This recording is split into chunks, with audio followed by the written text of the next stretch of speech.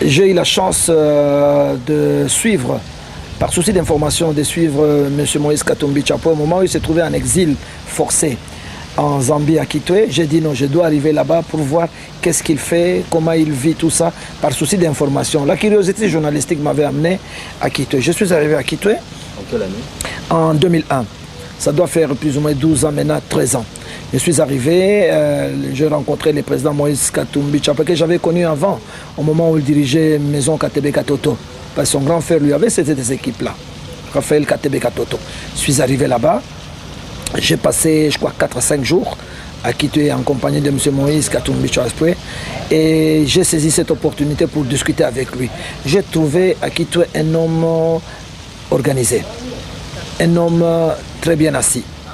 En tout cas, il était à l'abri de tout. Vous savez, quand on dit en exil, je me disais, est-ce que je vais le trouver dans un foyer pour réfugiés? Est-ce que je vais le trouver dans un centre où on met les exilés politiques? Non, je l'ai trouvé très bien dans une villa très moderne avec ses enfants. Et nous avions commencé le lendemain à discuter. Il m'a fait d'abord visiter toutes ses affaires. Les affaires qui étaient florissantes.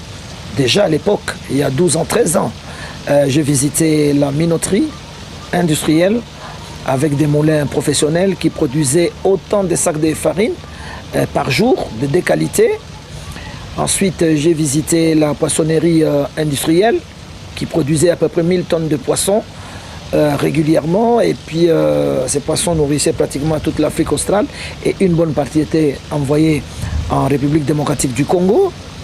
J'ai eu la chance également de visiter les mines, ces mines, et l'usine d'extraction qu'on appelait l'émeraude.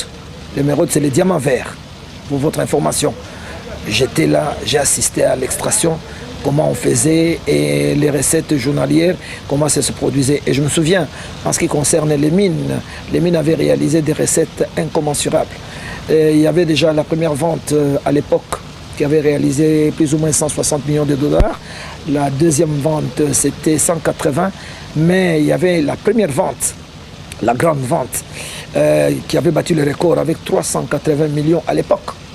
Et il avait son jet privé, déjà à l'époque, hein, donc il n'a pas eu l'avion maintenant quand il est dans Mazembe, non, bien avant. D'abord, il a dit, priorité, il faut absolument que je réhabilite le stade Mwanké. Il a dit, je le réhabilite, sinon je vais le reconstruire. Et après, il a dit que dans mes objectifs, Mazembe doit devenir l'un des grands clubs en Afrique, sinon les plus grands. Ça fait 15 ans maintenant que j'ai commencé mes activités. Pour le moment, je compte à peu près 1300 ouvriers. 1300 ouvriers Kabulo, mais ce que je paye chez mes ouvriers, ce que je paye chez Mazembe, ce qui me coûte trop cher chez Mazembe pour le moment. Vous savez, c'est très difficile de diriger Mazembe si on n'a pas le moyen. Donc on essaye de se débrouiller, vous aviez vu vous-même. Oui, nous exportons aussi chez nous au pays, nous faisons aussi les filets que nous exportons en Europe. Donc ça ne nourrit pas que le continent africain, ça nourrit aussi le continent européen. Nous avons 2 mines d'émeraude Kabulo et la mine jusque-là, ça va. Le phénomène Katumbi, comme actuellement démontré, ne date donc pas de 2007, encore moins de son bureau de gouverneur. L'histoire est infalsifiable.